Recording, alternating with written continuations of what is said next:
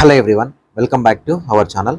Neat UG 2025లో 25కి ఆంధ్రప్రదేశ్లో ఎన్టీఆర్హెచ్ఎస్ నుంచి management quota B and C కేటగిరీకి సంబంధించి రౌండ్ 1 వెబ్ ఆప్షన్ పెట్టుకోవడానికి అఫీషియల్గా వెబ్ ఆప్షన్ నోటిఫికేషన్ ఇచ్చేశారు. సో నేను ఎందుకు ఇప్పటివరకు వీడియో చేయలేదంటే ఈ రోజు నుంచే వెబ్ ఆప్షన్స్ అనేవి స్టార్ట్ అవబోతున్నాయి. సో ఒకే పర్టికులర్ వీడియోలోనే కంప్లీట్గా ఎవరెవరు ఎలిజిబుల్, ఎలా వెబ్ ఆప్షన్ పెట్టుకోవాలి, బి అండ్ సి కేటగిరీకి సంబంధించి ఎలా సెలెక్ట్ చేసుకోవాలి, అండ్ దాంతో పాటుగా round 1, round 2, round 3, round 4 explain చేద్దామని ఇప్పటివరకు వీడియో చేయలేదు. ఈ పర్టికులర్ వీడియో చూడండి. బి అండ్ సి కేటగిరీలో ఎవరైతే వెబ్ ఆప్షన్ పెట్టబోతున్నారో, ఓకేనా? సో మీకు క్లారిటీగా అర్థమవుతుంది. దీన్ని బట్టి మీరు ప్రొసీడ్ అవ్వచ్చు. బి అండ్ సిని ఎలా సెలెక్ట్ చేసుకోవాలి, ఎవరు ఎలిజిబుల్ అని చెప్తాను.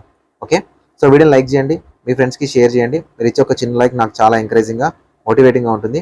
నా వీడియోస్ మీకు నచ్చుతున్నాయి లేదా నాకు అర్థమవుతుంది. ఓకేనా?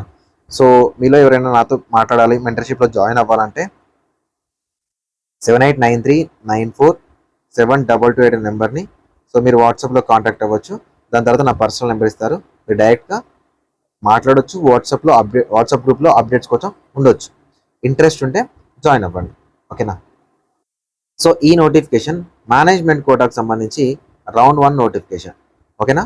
సో రౌండ్ 1కు సంబంధించి ఎవరైతే మెరిట్ లిస్ట్లో, ఫైనల్ మెరిట్ లిస్ట్లో ఉన్నారో వాళ్ళు వెబ్ ఆప్షన్స్ అనేవి పెట్టుకోవచ్చు. సో దీంట్లో మనకు B1 category, okay, B1 category, B2 category, so అదేవిధంగా ఎన్ఆర్ఐ అండ్ దాంతోపాటు సెల్ఫ్ ఫైనాన్సింగ్ ఇలా ఉంటాయి కదా. సో ఈ సెల్ఫ్ ఫైనాన్సింగ్కి ఓన్లీ ఏపీ క్యాండిడేట్స్ మాత్రమే ఎలిజిబుల్. ఓకేనా? ఎన్ఆర్ఐకి ఎవరైనా eligible, all over India wide ఎవరైనా ఎలిజిబుల్. సో ఇండియా దాటి ఎన్ఆర్ఐ క్యాండిడేట్స్ కూడా ఎలిజిబుల్. సో ఈ B1 కేటగిరీకి ఆంధ్రప్రదేశ్, తెలంగాణతో పాటు ఆల్ ఓవర్ ఇండియా వైడ్ ఉన్న క్యాండిడేట్స్ అప్లికేషన్ అంటే వెబ్ ఆప్షన్ పెట్టుకోవచ్చు. సో ఈ బి కేటగిరీ B2 ఎవరి కోసం అంటే ఓన్లీ ఏపీ క్యాండిడేట్స్ కోసం. ఓకేనా? సో గుర్తుపెట్టుకోండి, సెల్ఫ్ ఫైనాన్సింగ్ సీట్లు, సెల్ఫ్ ఫైనాన్సింగ్లో బి కేటగిరీ ఉంటాయి కదా, అది ఓన్లీ ఏపీ వాళ్ళకి. అండ్ సెల్ఫ్ ఫైనాన్సింగ్లో ఉన్న సి కేటగిరీ అండ్ ప్రైవేట్లో ఉన్న సి కేటగిరీ ఎన్ఆర్ఐ కోటా ఉంది కదా, ఆల్ ఓవర్ ఇండియాతో పాటు ఎవరైనా ఎలిజిబుల్ అవుతారు, ఎన్ఆర్ఐ ఎలిజిబిలిటీ వచ్చిన వాళ్ళు. అండ్ ప్రైవేట్లో ఉన్న B1 కేటగిరీ సీట్స్ ఉన్నాయి కదా, వాటికి ఆంధ్రప్రదేశ్, తెలంగాణతో పాటు other state candidates eligible.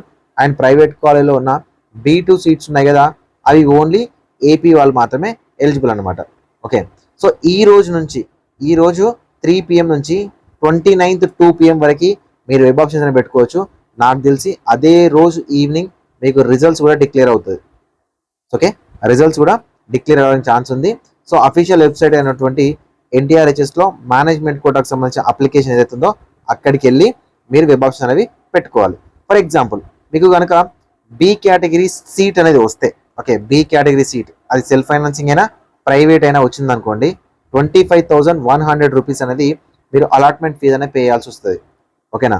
So అదేవిధంగా మీకు సెల్ఫ్ ఫైనాన్సింగ్లో ఎన్ఆర్ఐ కోటా కానీ అండ్ ప్రైవేట్లో ఎన్ఆర్ఐ కోటా కానీ వస్తే మీరు పే చేయాల్సిన ఫీజు వచ్చేసరికి 65,000 రూపీస్ ఫీ అనేది మీరు ఆన్లైన్లో అలాట్మెంట్ ఫీ అనేది పే చేయాల్సి ఉంటుంది. ఓకేనా? సో ఇది ఎవరు ఎలిజిబుల్, ఎప్పుడెప్పుడు వెబ్ ఆప్షన్ పెట్టాలి, ఒకవేళ సీట్ వస్తే పేమెంట్ ఏంటి? ఓకేనా? సో ఇక్కడ మీకు ఫీ వచ్చేసరికి 12 lakhs rupees self financing seats ఉంటాయి. ఓకేనా? 13.2 lakhs వచ్చేసరికి బి కేటగిరీ సీట్లకు ఉంటుంది. అండ్ ఎన్ఆర్ఐ ఇక్కడ సెల్ఫ్ ఫైనాన్సింగ్ ఎన్ఆర్ఐ 20 lakhs ఉంటుంది. అండ్ ఇక్కడ 39 lakhs ఉంది ప్రైవేట్ కాలేజ్లో. సో ఈ ఫీజు మీకు ఓకే అనుకుంటే మీరు వెబ్ ఆప్షన్ అనేవి సెలెక్ట్ చేసుకోవచ్చు. అండ్ ఇదే నోటిఫికేషన్లో ఇప్పుడు నేను ఏదైతే చెప్పానో అది మీకు క్లియర్గా ఇక్కడ ఫీజుల రూపంలోనే ఇవ్వడం జరిగింది. సెల్ఫ్ ఫైనాన్స్ సంబంధించిన ఫీజులు ఎలా ఉన్నాయి, దాంతోపాటు ఎన్ఆర్ఐ ఫీజులు ఎలా ఉన్నాయి, అండ్ బీ కేటగిరీకి సంబంధించిన ఫీజెస్ ఎలా ఉన్నాయి, అండ్ కాలేజ్ వైజ్ ఫీజెస్ అనేవి ఎలా డిసైడ్ చేసింది గవర్నమెంట్, ఇవన్నీ క్లియర్గా ఉంది. పద్మావతి మెడికల్ కాలేజ్లో సి కేటకి ఎంత ఫీజు ఉంది, సో ఇవన్నీ క్లియర్గా ఉన్నాయి. సో వీటి ప్రకారం మీరు చూసుకొని వెబ్ ఆప్షన్ పెట్టడానికి ట్రై చేయండి. సో ఇప్పుడు మీకు ఆల్ 4 రౌండ్స్ ఎక్స్ప్లెయిన్ చేసే ముందు ఇప్పుడు నేను చెప్తాను ఎలా వెబ్ ఆప్షన్స్ అనేవి ప్రయారిటీ ఇచ్చుకోవాలి. ఓకేనా? ఎలా వెబ్ ఆప్షన్స్ అనేవి ప్రయారిటీ ఇవ్వాలి. ఫస్ట్ నేను ఓన్లీ బి కేటగిరీకి ఎలిజిబుల్ ఉన్నాను, ఎక్కడ మెరిట్ లిస్ట్లో. ఓకే, సో వీళ్ళకి ప్రాబ్లం లేదు. నెక్స్ట్ నేను బి అండ్ సికి కూడా ఎలిజిబుల్ ఉన్నాను. సో వీళ్ళు ఎలా పెట్టుకోవాలి, బి అండ్ సి కేటగిరీ ఎలా సెలెక్ట్ చేసుకోవాలి చెప్తాను. ఇప్పుడు ఫర్ ఎగ్జాంపుల్ నేను ఓన్లీ బి కేటగిరీకి ఎలిజిబుల్ ఉన్నాను అనుకోండి, నేను అది అదర్ క్యాండిడేట్ కానీ ఏపీ క్యాండిడేట్ కానీ ఏదైనా కానివ్వండి, సార్ నాకు B1లో సీట్ వస్తుందా, నాకు B2లో సీట్ వస్తుందా, నాకు సెల్ఫ్ ఫైనాన్స్ సీట్ వస్తుందా, సీట్ అలాట్మెంట్ అనేది యూనివర్సిటీ వాళ్ళు తీసుకుంటారు. వాళ్ళు మీకు ఇచ్చిన ఆప్షన్ ఏంటంటే వెబ్ ఆప్షన్ ప్రయారిటీ సెలెక్ట్ చేసుకోమని ఇచ్చారు. ఈ ప్రయారిటీ మనం ఎలా సెలెక్ట్ చేసుకోవాలంటే నాకు ఒక కాలేజ్లో చదవాలని ఉంది, ఓకేనా, నాకు ఫస్ట్ ఒక కాలేజ్లో చదవాలని ఉంది. ఆ కాలేజ్ రాకపోతే నేను సెకండ్ కాలేజ్కి వెళ్తా, ఈ కాలేజ్ రాకపోతే నేను థర్డ్ కాలేజ్కి వెళ్తా, ఈ కాలేజ్ రాకపోతే నేను ఫోర్త్ కాలేజ్కి వెళ్తా. సో ఇలా మీరు డిసైడ్ చేసుకోవాలి. ఓకే, ఇప్పుడు నేను ఓన్లీ బీ కేటగిరీకి ఎలిజిబుల్ కదా. సో ఇప్పుడు నేను ఓన్లీ బీ కేటగిరీకి ఎలిజిబుల్ అయినప్పుడు నాకు గవర్నమెంట్లో చదవాలందా, నాకు ప్రైవేట్లో చదవాలందా, మనకే క్లారిటీ ఉండాలి.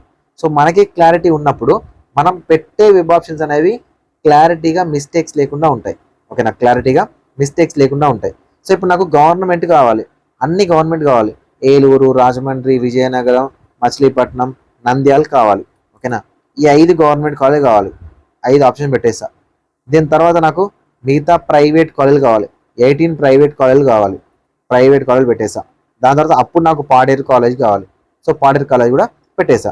సార్ ఇవి మనకు సీక్యూ లాగా వన్ టైం వెబ్ ఆప్షన్సా? కాదు, మీకు నచ్చినని కాలేజ్ పెట్టుకోవచ్చు.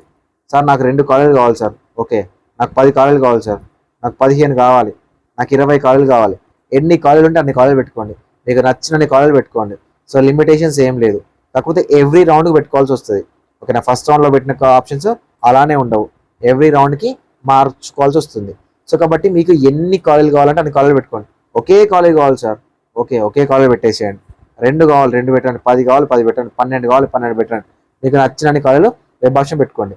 వీటికి మొత్తం పెట్టాలని కానీ, సో లిమిట్ కానీ, లేకపోతే ఇన్నే పెట్టాలని కానీ ఎక్కడా లేదు.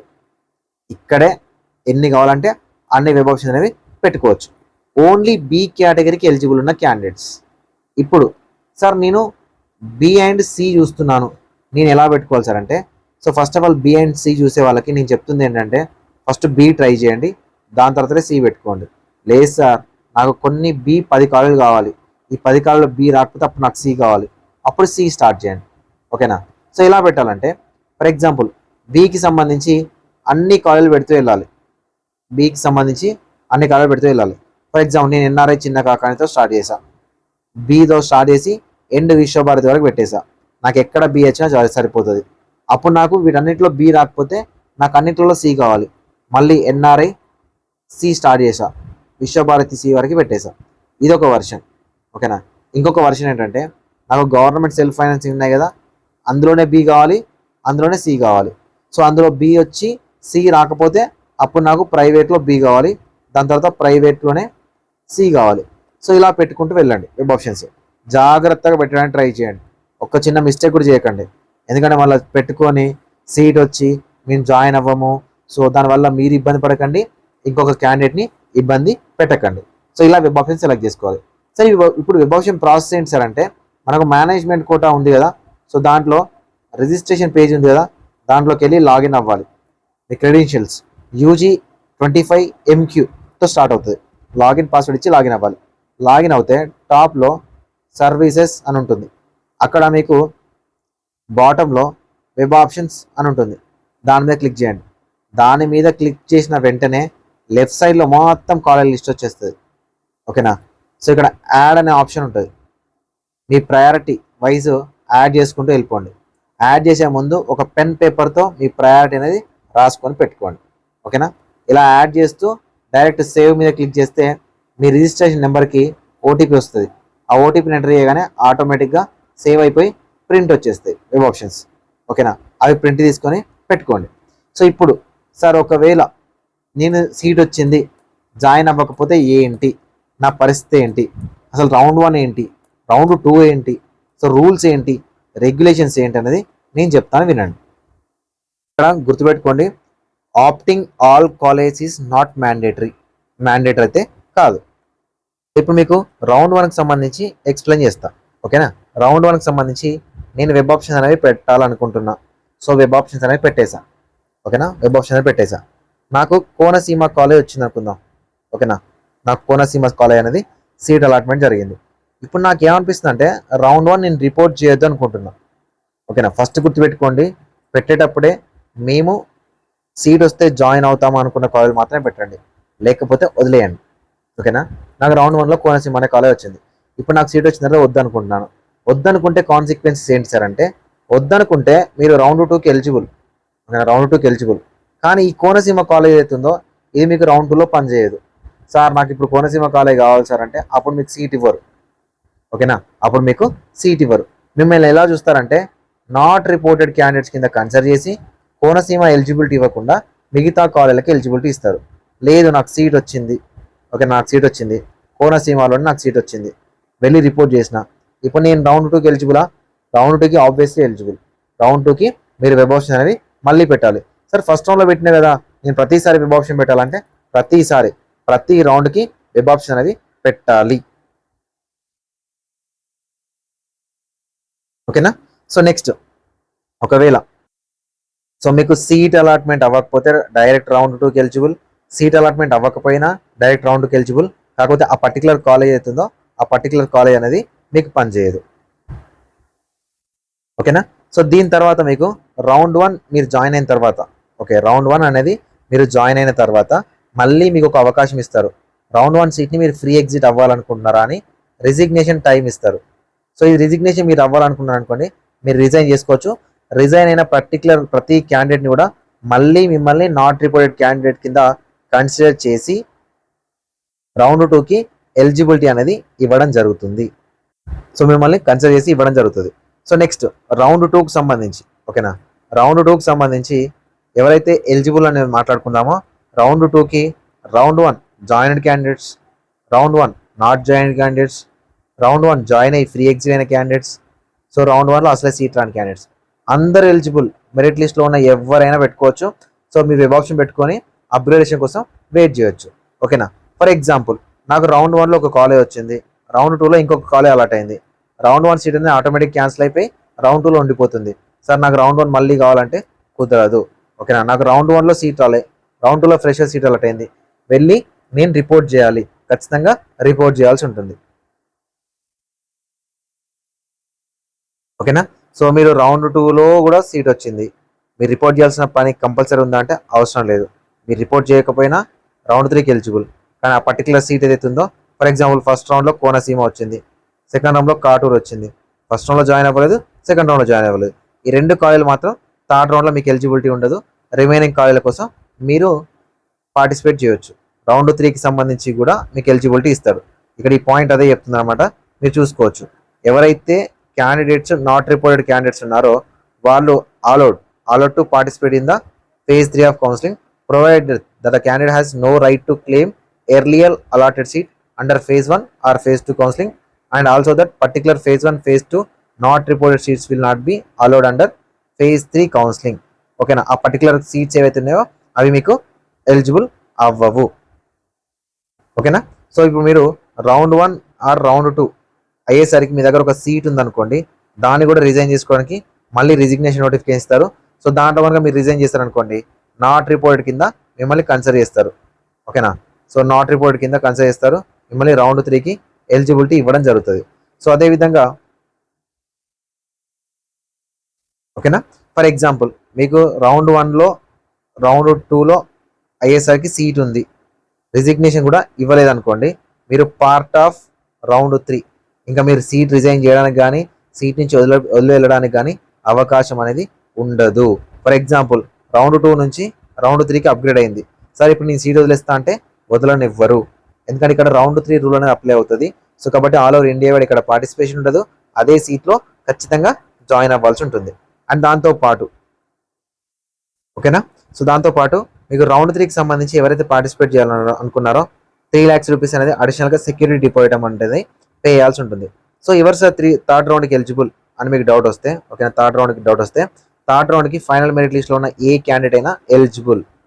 ఓకేనా. రౌండ్ 1 రౌండ్ 2లో సీట్ తీసుకున్న వాళ్ళైనా, రౌండ్ 1 రౌండ్ 2లో సీట్ తీసుకున్న వాళ్ళైనా, రౌండ్ 1 రౌండ్ 2లో అసలు సీట్ రాని వాళ్ళైనా, ఎవరైనా కూడా మేనేజ్మెంట్ కూడా మెరిట్ లిస్ట్లో ఉన్నారంటే మీరు ఎలిజిబుల్. సో దాంతోపాటు ఇంకా ఎవరు ఎలిజిబుల్ సార్ థర్డ్ రౌండ్కి అంటే, థర్డ్ రౌండ్కి నాట్ ఎలిజిబుల్ అంటే, సో మీరు ఏఐక్యూ థర్డ్ రౌండ్ వరకు జాయిన్ అయినా అండ్ ఏపీ స్టేట్లో మీరు థర్డ్ రౌండ్ వరకు పార్టిసిపేట్ చేస్తున్నా మీరు నాట్ ఎలిజిబుల్. ఓకే. సో ఈ 3 lakhs rupees security deposit amount ఏదైతే ఉందో ఇది మీరు థర్డ్ రౌండ్లో పార్టిసిపేట్ చేయడం కోసం పే చేస్తున్నది. ఒకవేళ మీకు థర్డ్ రౌండ్లో కనుక సీట్ వచ్చింది, మీరు రిపోర్ట్ చేయలేదనుకోండి, మీకు ఈ 3 lakhs రూపీస్ రావు. థర్డ్ రౌండ్లో సీట్ వచ్చింది, రిపోర్ట్ చేశారనుకోండి, ఆటోమేటికలీ బై డిఫాల్ట్ ఈ 3 lakhs రూపీస్ అనేవి మీకు ఇవ్వడం జరుగుతుంది. అండ్ దాంతోపాటు మిమ్మల్ని స్టే వేకెన్సీ రౌండ్ నుంచి ఎలిజిబిలిటీ తీసేస్తారు. అండ్ ఒక ఇంపార్టెంట్ రూల్ ఏంటంటే రౌండ్ 3లో కనుక సీట్ అలాట్మెంట్ అయిందనుకోండి, సార్ నేను జాయిన్ కాము అనడానికి లేదు, కంపల్సరీ జాయిన్ అయ్యి. ఓకేనా, కంపల్సరీగా మీరు జాయిన్ అవ్వాలి. Must report physically. ఓకేనా, ఒకవేళ రిపోర్ట్ చేయకపోతే కంప్లీట్గా మీ సెక్యూరిటీ డిపాజిట్ అమౌంట్ ఏదైతుందో అది రాదు, గుర్తుపెట్టుకోండి. ఓకేనా, సో ఎవరైతే స్టే వేకెన్సీ రౌండ్కి ఎవరు ఎలిజిబుల్ అంటే అసలు ఎవరికి సీట్ రాదో ఫస్ట్ సెకండ్ థర్డ్ రౌండ్ వరకు and all over India wide ఎక్కడ సీట్ లేదో ఆ క్యాండిడేట్స్ ఎవరైతే మేనేజ్మెంట్ కోటాకు సంబంధించిన మెరిట్ లిస్ట్లో ఉండి థర్డ్ రౌండ్లో 3 lakhs rupees security deposit amount ఎవరైతే పే చేశారో ఆ క్యాండిడేట్స్ అందరూ కూడా స్టే వేకెన్సీ రౌండ్కి ఎలిజిబుల్ అవుతారు. ఫర్ ఎగ్జాంపుల్, నేను థర్డ్ రౌండ్లో పార్టిసిపేట్ చేయలేదు, సెక్యూరిటీ డిపాజిట్ అమౌంట్ పే చేయలేదు, నాకు ఇప్పుడు స్టే వేకెన్సీ రౌండ్కి వెళ్ళాలని ఉందనుకోండి, మళ్ళీ ఫ్రెష్గా 3 lakhs రూపీస్ అనేది సెక్యూరిటీ డిపాజిట్ అమౌంట్ అనేది పే చేసి మీరు పార్టిసిపేట్ చేయొచ్చు. వన్స్ మీకు సీట్ వచ్చిందనుకోండి మళ్ళీ కంపల్సరీ జాయిన్ అవ్వాలి. నేను జాయిన్ అవ్వను అని అంటే 3 lakhs రూపీస్తో పాటు, ఓకేనా, 3 lakhs రూపీస్తో పాటు 3 years మీకు డిబార్ ఉంటుంది. ఓకేనా, 3 years డిబార్ ఉంటుంది. సో కాబట్టి జాగ్రత్తగా అన్నీ చూసుకొని, సో డిస్కండిషన్ బాండ్ ఉంటుంది కాబట్టి జాగ్రత్తగా జాయిన్ అవ్వడానికి అయితే ట్రై చేయండి. Thank you for watching this video.